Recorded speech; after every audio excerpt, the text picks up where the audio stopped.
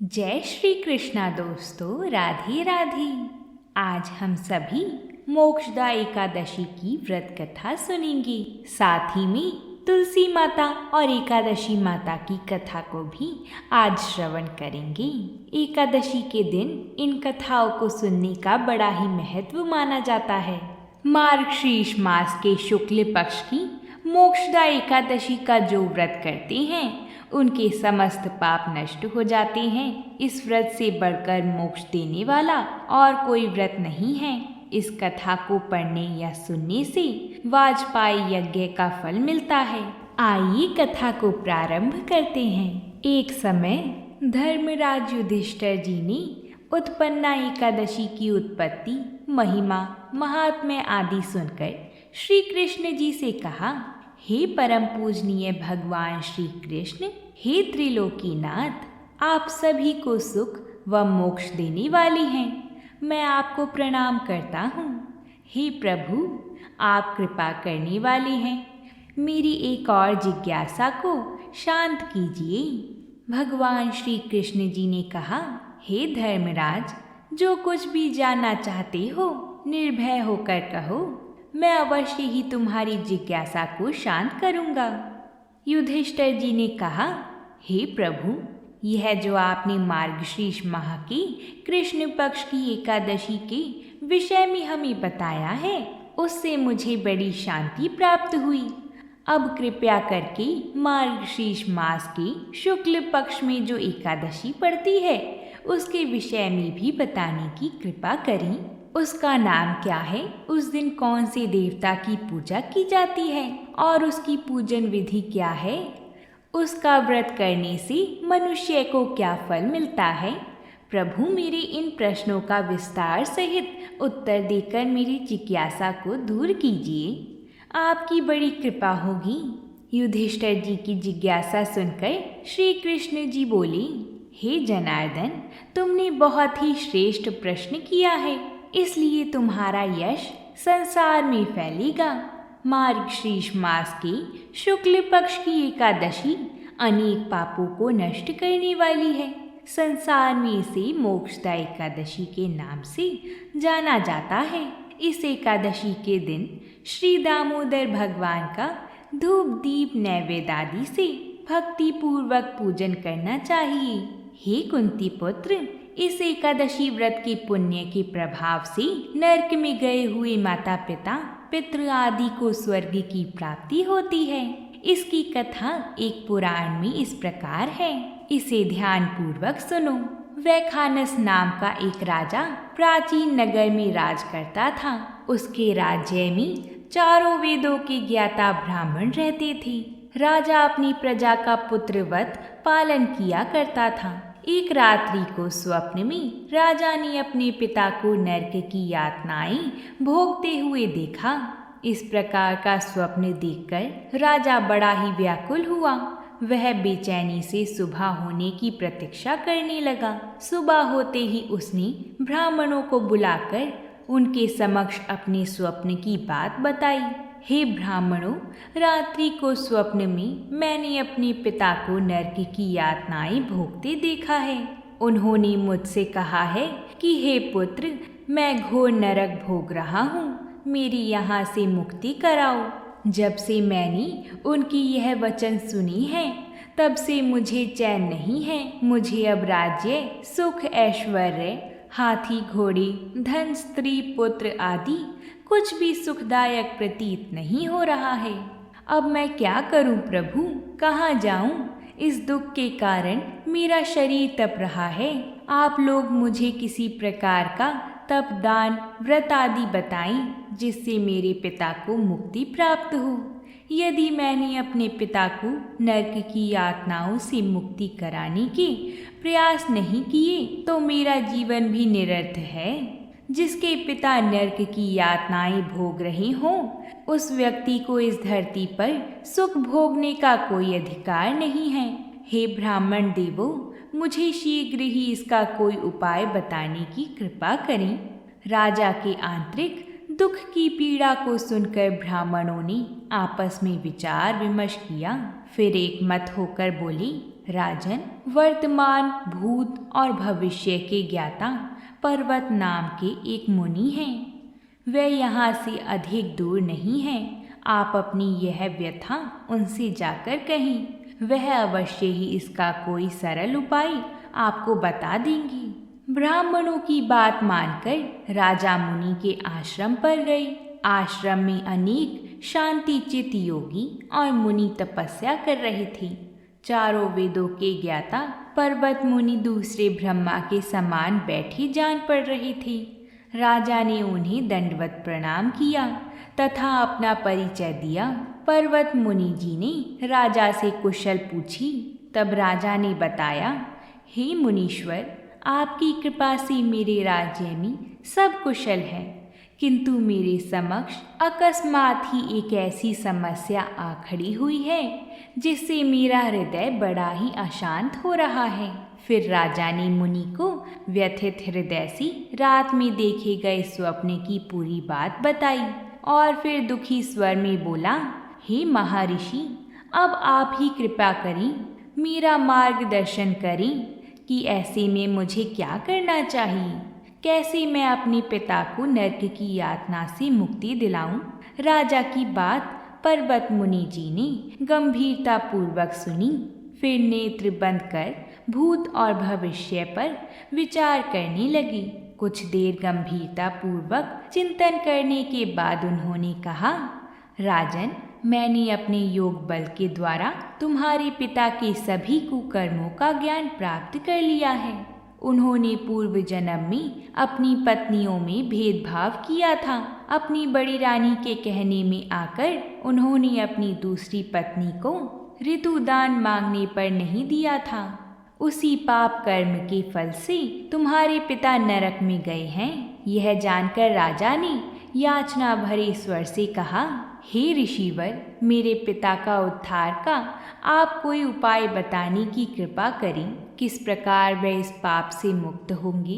इस पर पर्वत मुनि जी बोले, हे राजन, मार्गशीर्ष मास के शुक्ल पक्ष में जो एकादशी होती है उसे मोक्षदा एकादशी कहते हैं। यह मोक्ष प्रदान करने वाली है। आप इस मोक्षदा एकादशी का व्रत करें और उस व्रत के पुण्य को संकल्प करके अपने पिता को अर्पित कर दें। एकादशी के पुण्य प्रभाव से अवश्य ही आपके पिता की मुक्ति होगी। पर्वत मुनि जी के वचनों को सुनकर राजा अपने राज्य को लौट आया और परिवार सहित मोक्षदा एकादशी का विधि पूर्वक व्रत किया। इस व्रत के पुण्य को राजा ने अपने पिता को अर्पित कर दिया। इस पुण्य के प्रभाव से राजा के पिता को सहज ही मुक्ति मिल गई। स्वर्ग को प्रस्थान करते हुए राजा के पिता ने कहा, हे पुत्र, तेरा कल्याण हो। इतना कहकर राजा के पिता ने स्वर्ग को प्रस्थान किया। हे पांडुपुत्र युधिष्ठिर, जो भी मनुष्य मार्गशीर्ष माह की शुक्ल पक्ष की एकादशी का उपवास करते हैं, उनके सभी पाप नष्ट हो जाते हैं और अंत में वे स्वर्ग लोक को प्राप्त करते हैं। इस उपवास से उत्तम और मोक्ष प्रदान करने वाला कोई भी दूसरा व्रत नहीं है। इस कथा को सुनने व पढ़ने से अनंत फल प्राप्त होते हैं। यह उपवास मोक्ष प्रदान करने वाला चिंतामणि के समान है, जिससे उपवास करने वाले की सभी मनोकामना पूर्ण होती है। हे युधिष्ठिर, प्रत्येक मनुष्य की प्रबल इच्छा होती है कि यह मोक्ष प्राप्त करे। मोक्ष की इच्छा करने वालों के लिए मोक्षदा एकादशी का यह उपवास अति महत्वपूर्ण है। पिता के प्रति पुत्र के दायित्व का इस कथा से श्रेष्ठ दृष्टांत दूसरा नहीं है। अंततः भगवान श्री हरि विष्णु के निमित्त यह उपवास पूर्ण निष्ठा व श्रद्धा से करना चाहिए। यह पिता के प्रति भक्ति और दूसरों के लिए पुण्य अर्पित करने की श्रेष्ठ और पवित्र कथा है। इसका उपवास केवल उपवास करने वाले मनुष्य का ही नहीं, अपितु उसके पितरों का भी भला करता है। अपने किसी सगे संबंधी, मित्र और वधु को भी इस उपवास का फल अर्पण करने से उसके भी पापों व कलेशों का नाश हो जाता है। मोक्षदा एकादशी का संबंध महाभारत से भी जुड़ा है। पौराणिक मान्यता के अनुसार मार्गशीर्ष शुक्ल पक्ष की एकादशी तिथि को ही भगवान श्री कृष्ण जी ने अर्जुन जी को गीता का उपदेश दिया था। महाभारत युद्ध के दौरान जब अर्जुन जी ने अपने सगे संबंधियों पर बाण चलाने से मना किया था, तब द्वारकाधीश श्री कृष्ण जी ने उन्हें गीता का सार समझाया था। इसलिए आज के दिन गीता जयंती का पर्व भी मनाया जाता है। साथ ही यह धनुर्मास की एकादशी कहलाती है। अंततः इस एकादशी का महत्व कई गुना और भी बढ़ जाता है।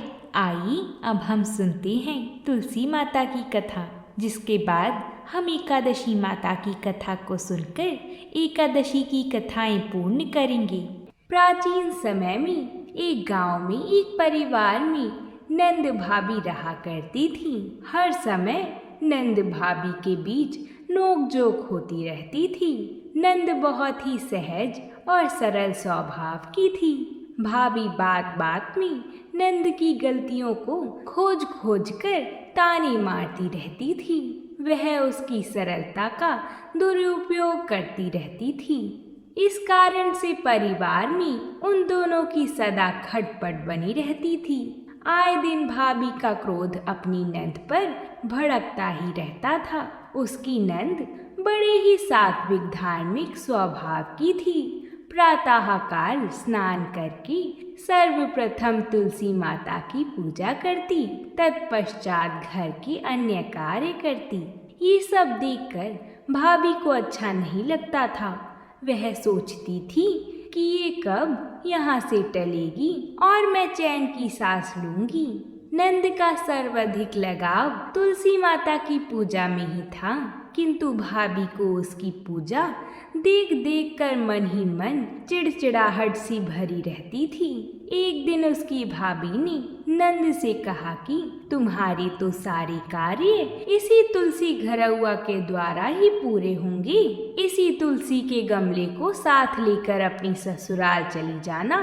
नंद तो बहुत ही भोली भाली थी। उसने कहा कि मैं तो कुछ जानती ही नहीं हूँ, वही तुलसी माता जाने।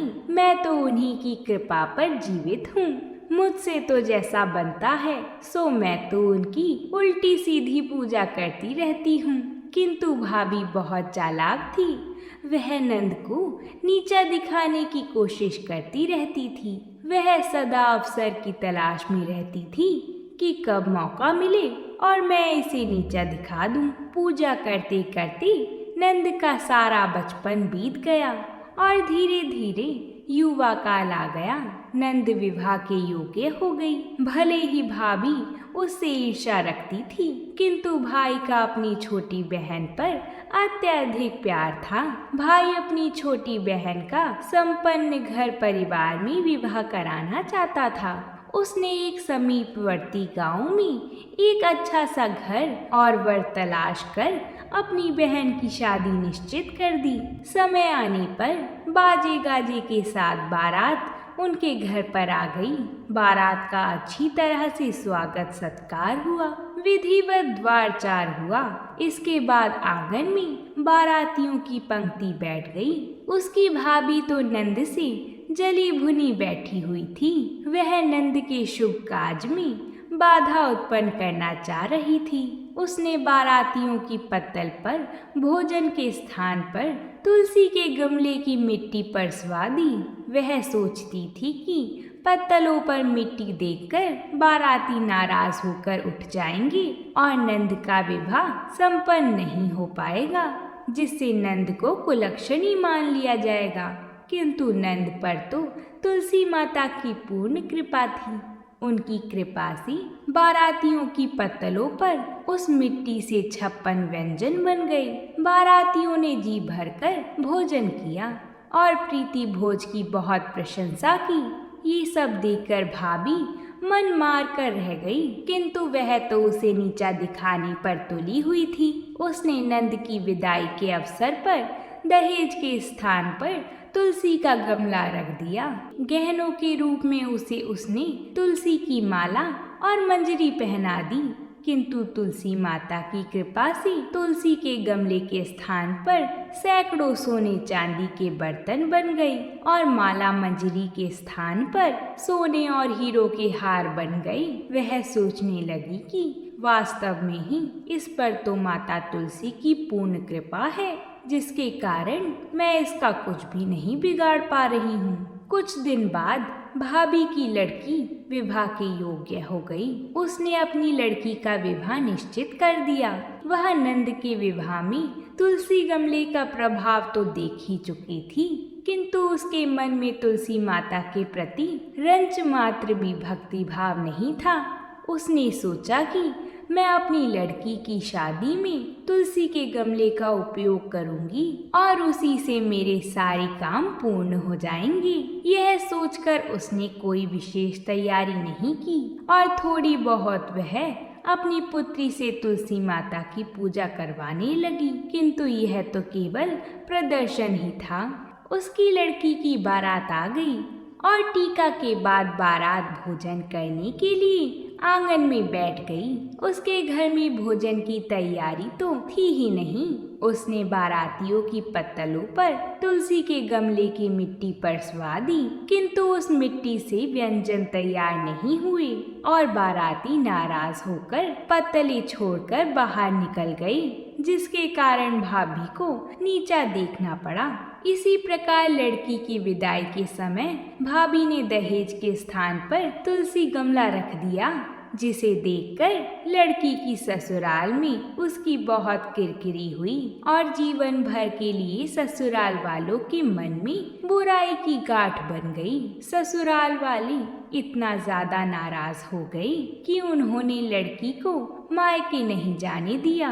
नंद का भाई उससे बहुत प्यार करता था। एक दिन उसने अपनी पत्नी से कहा कि बहन को ससुराल गई बहुत दिन व्यतीत हो गए हैं। मैं अपनी बहन को देखने के लिए उसकी ससुराल जा रहा हूँ। यदि कुछ उपहार के लिए हो तो मुझे दे दो। उसकी पत्नी तो पहले से ही जली भुनी बैठी थी। वह सोच रही थी कि मैं तो उसका कुछ भी नहीं बिगाड़ सकी। जैसे जैसे मैंने उसका बुरा किया वैसे वैसे उसका भला होता गया और हमारी लड़की का सारा जीवन दुखमय हो गया। अंततः उसने अपने पति को एक पोटली में ज्वार के थोड़े से दाने देकर कहा कि अब आप चले जाइए अपनी लाडली बहन के घर पर। तुम अपनी लड़की को बुलाने की तो कभी चर्चा नहीं करते हो। भैया वहाँ से चुपचाप उस पोटली को लेकर चल दिया और बहन के ससुराल पहुंचकर उसने वह पोटली बहन की सास के हाथ में दे दी, किंतु तुलसी माता की कृपा से वह ज्वार के दाने हीरा और जवाहरात बन गई, जिसे देखकर सारे परिवार ने पुत्र वधू के मायके वालों की बड़ी बड़ी प्रशंसा की। अपने प्यारे भाई से मिलकर बहन को बहुत आनंद प्राप्त हुआ। भैया का बहुत आदर सत्कार हुआ। 3-4 दिन बहन की ससुराल में रहकर अपनी बहन को लिवाकर भैया घर लौट आए। हे तुलसी माता, जिस प्रकार आपने नंद को दिया उसी प्रकार इस कथा को कहने वाली, सुनने वाली और हुंकार भरने वाली सभी को देना, और जैसा भाभी की बेटी को दिया ऐसा किसी को मत देना। तो बोलिए तुलसी माता की जय। अब हम एकादशी माता की कथा को शुरू करते हैं। एक समय की बात है, एक नगर में एक बुढ़िया माई रहती थी। उस बुढ़िया माई ने एक बार निर्जला एकादशी का व्रत रखा। बड़ी ही भाव और भक्ति से पूजा अर्चना की। उन्हें वृद्धावस्था में क्या बाधा थी, वह तो अपने पुत्र और पौत्रों की सुख सुविधा के लिए व्रत रखने लगी थी। वह दिन भर तो जरा कठोर मन करके अपनी प्यास को रोके रही। दिन में पूजा पाठ किया, कथा सुनी और पंडित जी को मिट्टी के पात्र में भरकर पानी और ऋतुफल दान में दिए। दोना भर भर कर पूरा वितरण किया। उन्हें गर्मी के कारण बहुत ही बेचैनी हो रही थी। इस कारण से वह बड़ी देर तक पानी में पड़ी रहीं और पानी के कुल्ला करती रहीं, मुंह धोती रहीं। तब कहीं थोड़ा बहुत धैर्य बंध पाया। धूप तो तेज पड़ ही रही थी, इस कारण बार बार मुंह सूख रहा था। बुढ़िया माई बहुत बेचैन हो रही थी। एक तो बुढ़ापा और दूसरी ये भयंकर गर्मी। वृद्धावस्था की स्थिति तो कुछ दूसरी ही प्रकार की होती है। जैसे तैसे तो रो धो के दिन कट पाया था।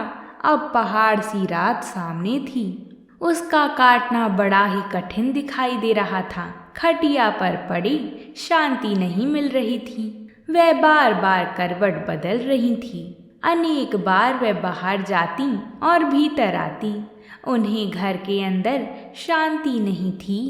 वह पड़ी पड़ी एकादशी माता का स्मरण करती रही। वह कहती रही कि हे माता जी, आप मेरी लाज रखिएगा, आप ही मुझे शक्ति दे दीजिएगा, जिससे मैं भली भांति आपका व्रत कर सकूं और ये पहाड़ सी रात शांति पूर्वक व्यतीत कर सकूं।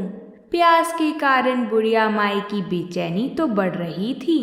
उन्होंने धैर्य रखने का बहुत प्रयास किया, किंतु सहनशीलता की सीमा टूट गई और वह घबराकर एकदम चिल्ला पड़ी। बोली कि बचाओ बचाओ बचाओ। अम्मा का चिल्लाना सुनकर परिवार भर के नर नारी, बच्चे और पड़ोसी एकत्रित हो गए और बुढ़िया माई की खटिया के समीप पहुंच गए। सब ने पूछा कि अम्मा जी, आपको क्या हो गया है? आप क्यों चिल्ला पड़ी? आप इस वृद्धावस्था में ये कठिन व्रत क्यों कर रही हैं? अम्मा जी ने कहा, शक्ति से ही भक्ति होती है। थोड़ी ही देर में वह फिर बोली कि अरे, हमारे तो प्राण ही निकले जा रहे हैं। मेरी छाती पर ठंडे पानी का घड़ा रख दीजिए। नातियों ने दादी की छाती पर ठंडे पानी का पात्र रख दिया। तब कहीं उन्हें थोड़ा बहुत आराम मिला और थोड़ी देर के लिए उन्होंने अपनी आंखें बंद कर लीं। एकादशी माता ने सोचा कि ये बुढ़िया अम्मा है तो बहुत कठोर, जरा जाकर उसकी परीक्षा लेनी चाहिए। वह आधी रात को मुर्गा बनकर टेर लगाने लगी। मुर्गे की आवाज़ सुनकर दादी जल्दी से उठी और बाहर जाकर आसमान की ओर देखा, किंतु आसमान में कहीं उन्हें प्रातःकालीन तारा दिखाई नहीं दिया। वह सोचने लगी कि ये मुर्गा क्यों और कैसे बोल गया है। उनकी प्यास तो बढ़ ही रही थी। थोड़ा बहुत उनका मन भी विचलित होने लगा था, किंतु अंत में उन्होंने दृढ़ निश्चय किया कि मैं अब व्रत पूर्ण करके ही छोड़ूंगी, चाहे भले ही मेरे प्राण निकल जाएं। ये सोचकर फिर वह खटिया पर शिथिल होकर लेट गईं। थोड़ी ही देर में एकादशी माता ने उनकी फिर से परीक्षा लेनी चाही। एक छोटी सी बालिका एक गिलास में शरबत लेकर उनके सिरहाने खड़ी हो गई और जोर से बोली कि दादी, सवेरा हो गया है, आप हाथ मुंह धोकर शरबत पी लीजिए। पहले तो शरबत का गिलास देखकर उनका मन ललचाने लगा था, किंतु अचानक व्रत का स्मरण हो आया और उन्होंने सोचा कि मैं किसी भी प्रकार से अभी शरबत नहीं पी सकती हूँ, और वह शांति पूर्वक अपनी खटिया पर लेट गईं। फिर थोड़ी ही देर में उन्हें ऐसा लगा कि जैसे किसी ने उन्हें पानी के कुएं में पटक दिया हो। वह बड़ी ही देर तक उस कुएं में हाथ पांव चलाती रहीं, किंतु उन्होंने अपने मुंह में पानी की एक बूंद भी नहीं जाने दी और वह दृढ़तापूर्वक अपना व्रत करती रहीं। थोड़ी ही देर में न जानी कहाँ से सामने आग जलने लगी, जिससे भारी गर्मी बढ़ने लगी। प्यास के कारण प्राण निकलने लगी, किंतु बुढ़िया माई का कुछ भी नहीं बिगड़ पाया। वह जहाँ की तहाँ मुस्कुराती हुई सी बैठी रही। थोड़ी ही देर में बाहर प्रकाश दिखाई देने लगा। ऐसा लगा कि जैसे सवेरा हो गया हो। बुढ़िया अम्मा ने जब बाहर निकलकर देखा तो समझ गई कि अभी सवेरा होने में 3-4 घंटे की देरी है। यह जानकर वह शांति पूर्वक इधर उधर घूमने फिरने लगी। एकादशी माता को ये बात अच्छी तरह से समझ आ गई थी कि ये बुढ़िया माई किसी भी प्रकार से अपने व्रत से नहीं टल सकती है। वह उनके सत्य व्रत को अच्छी तरह से समझ गईं। सवेरा होते ही बुढ़िया माई ने स्नान किया, भगवान का पूजन पाठ किया, एकादशी माता की कथा सुनी, ब्राह्मणों को दक्षिणा देकर भोजन कराया। तब कहीं उन्होंने जल ग्रहण किया। कन्याओं को भोजन कराने के बाद अम्मा ने भोजन किया। उस श्रेष्ठ व्रत के प्रताप से बुढ़िया माई की आयु में वृद्धि हो गई। उनका घर परिवार हरा भरा हो गया। घर में अब उनके कोई अभाव नहीं रहा। वह हर तरह के सुख साधनों से संपन्न हो गई। नाती नातिनों से उनका घर भर गया और वह उसी दिन से 12 महीने की एकादशी का व्रत करने लगी। एकादशी माता के व्रत के प्रताप से इस संसार में हर प्रकार के सुख भोग कर अंत में वैकुंठ धाम को चली गईं। माता एकादशी का व्रत हर मनोकामना पूर्ण करने वाला है। बोलिए एकादशी माता की जय। अगर आप सभी को ये कथा अच्छी लगी है तो वीडियो को लाइक ज़रूर करें। साथ ही में हमारे चैनल को भी सब्सक्राइब करें, जिससे ऐसी ही व्रतों से जुड़ी कथाएं आपको समय अनुसार मिलती रहें। और आज हमारा प्रश्न है कि साल भर में कितनी एकादशी आती हैं, 24 या 26? जो कोई भी इस सवाल का सही उत्तर हमें भेजेगा, हम उसका नाम अगली वीडियो में ज़रूर लेंगे। और आप हमारी व्हाट्सएप ग्रुप के साथ भी जुड़ सकते हैं, जिस पर हम वीडियो का लिंक आपको शेयर करते हैं, जिससे जैसे ही वीडियो अपलोड होगी तो उसका सबसे पहले नोटिफिकेशन आपको आएगा।